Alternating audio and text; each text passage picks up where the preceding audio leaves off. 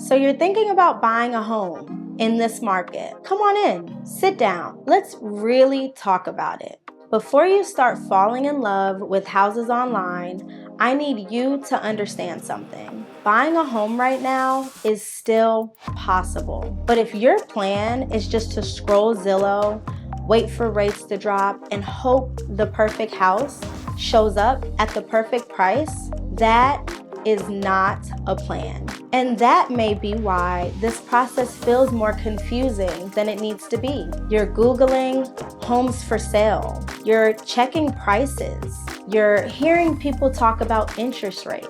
One person is telling you to wait, then you scroll again and someone else is saying, now is the time to buy. And now you're thinking, okay, so what am I actually supposed to do? That is exactly why we need to have this conversation. And honestly, I wish more buyers had this conversation before they started touring homes.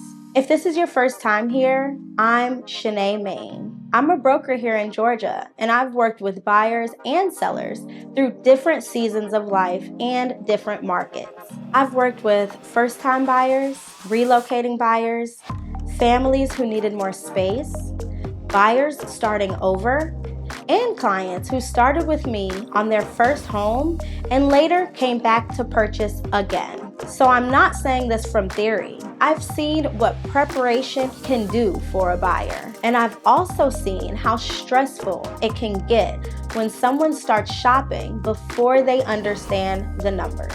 Before we get into it, if this is the kind of real estate conversation you need, honest, practical, and not just the same recycled advice, go ahead and subscribe. And as you're watching, comment where you are in the process. Are you actively looking, preparing for later, or still trying to figure out if buying makes sense right now? The first thing buyers need to understand is this: waiting is not automatically a strategy. There are times when waiting makes sense.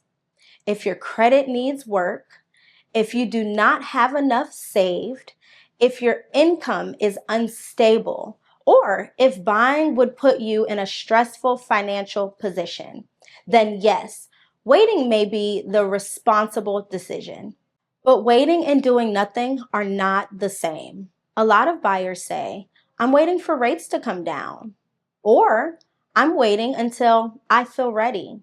But while they are waiting, nothing is changing on their end. They are not checking their credit. They are not speaking with the lender. They are not saving intentionally. They are not learning what homes are actually selling for in the areas they like. So months go by, sometimes a year goes by, and they are technically still interested in buying, but they are not more prepared than they were before. That is the hard truth. Waiting for the market to change does not automatically put you in a better position. Preparation does. Because if rates drop, more buyers may come back into the market.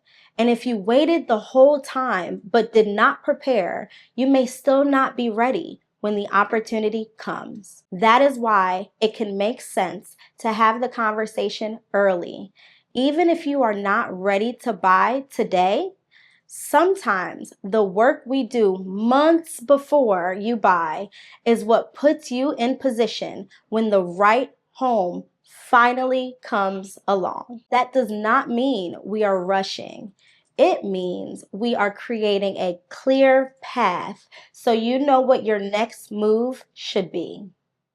Now, let's talk about the numbers that buyers focus on too much: the purchase price. A lot of buyers get locked in on the price of the home, but the list price is only one part of the conversation. Your real life is based on the monthly payment.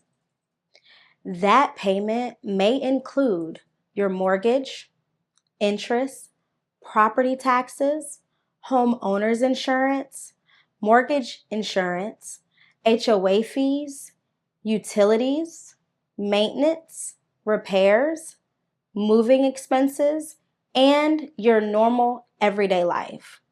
So just because you're approved for a certain amount does not mean that that amount is comfortable. Your approval number and your comfort number may not be the same number. A lender may say, based on the numbers, you can qualify for this, but you still have to ask yourself, can I actually live with this payment? Can you still save? Can you still handle emergencies?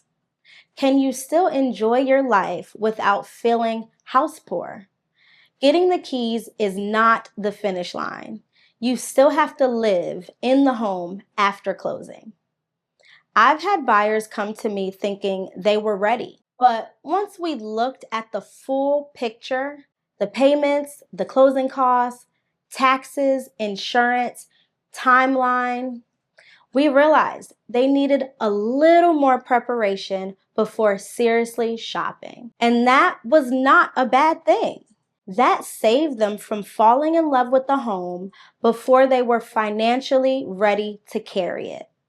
When I work with buyers, I don't just want to know what you're approved for. I want to understand what feels comfortable for you, because you do not want to just buy a house. You want to buy the right house in a way that supports your actual life. This next part may be hard for first-time buyers, but it is important. Your first home may not be your dream home. I'm not saying you cannot have standards. You absolutely should, but you also need priorities. In this market, not every preference can carry the same weight. For a lot of buyers, the first home is not the forever home. It is the home that helps them get started. It may not check every single box, but if it fits your budget, it meets your real needs, and puts you in a stronger position long term, it may still be worth considering. That does not mean you settle for anything. It means you learn how to evaluate the opportunity in front of you. The question is not always, is this my dream home? Sometimes the better question is, does this home make sense for this season in my life? And this is where having the right real estate professional helps, because my role is to help you separate emotion from strategy, not to talk you into a home that does not work, but also not to let you overlook a solid opportunity just because it's not packaged exactly the way you pictured it. I've had buyers start with a home that was not their dream home, but it made sense. Then, a few years later, they were able to sell, move up, or even purchase investment properties. That is why I care so much about the first move being thoughtful, because the first home does not have to be the final destination, but it should be a smart step. And I'm curious, if you're a first-time buyer, what are you struggling with most right now? Is it the payments, the down payment, the interest rates, finding the right home, or just simply knowing where to start? Drop it in the comments. Now, let's talk about what actually makes something a good deal. A good deal is not only about getting the seller to drop the price. Sometimes value shows up in the terms. Seller concessions may help cover closing costs. Repairs may save you from spending money right after you move in. A rate buy down may help reduce your monthly payment for a period of time. A flexible closing timeline may help you with your move. Real estate is not just about the number you see online. It is about the full structure of the deal. And if the only question you know to ask is, can we offer less? You may miss other opportunities that could help you more. Every property is different. A home that has been sitting may require one approach. A home that is priced well and getting strong activity may require something completely different. A tip online is not the same thing as a strategy for your actual situation. And this leads to another big point.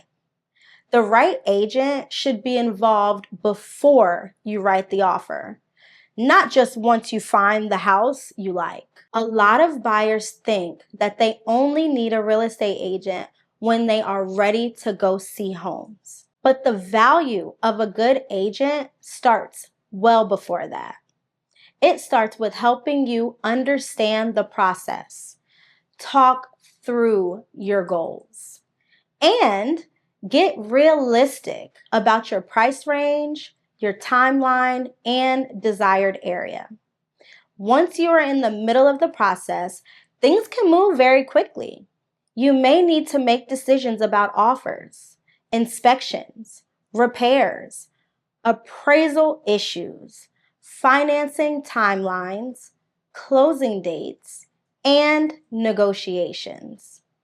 Trying to find that out for the first time while emotions are high can feel very overwhelming.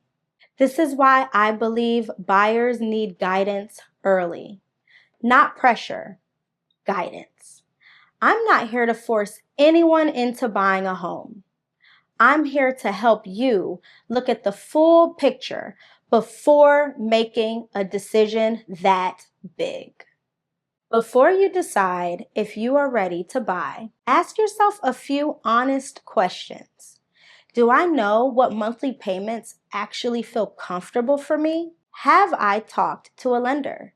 Or am I just guessing based on what I see online? Do I have someone helping me think through the full picture before I make a major decision? If the answer to most of those is no, that does not mean you can't buy. It means you need to slow down and get a plan first. So here is the real truth about buying a home right now. Yes, it is possible, but it requires honesty. You have to be honest about your money, your expectations, your timeline, and whether you are prepared or just excited, because excitement is not enough. Scrolling homes is not enough. Wanting to buy is not enough. You need a plan. If this helped you look at buying a little differently, make sure you subscribe before you go. My goal with this channel is to help buyers and sellers make smarter real estate decisions, especially here in Georgia, without feeling rushed, confused, or overwhelmed. If you are thinking about buying a home in Georgia, whether you are ready now or preparing for later, email me at Shanae@wrcgwinnett.com. Send me an email with the subject line Buyer Plan and tell me where you are in the process. Whether you're just starting, preparing for later, or already pre-approved and unsure what to do next, let's look at what buying could actually look like for you based on your real numbers, your timeline, and your goals. Again, I'm Shanae Main, a broker here in Georgia, and I help buyers make clear, informed decisions before they step into one of the biggest purchases of their lives. Thank you so much for watching, and I'll see you in the next video.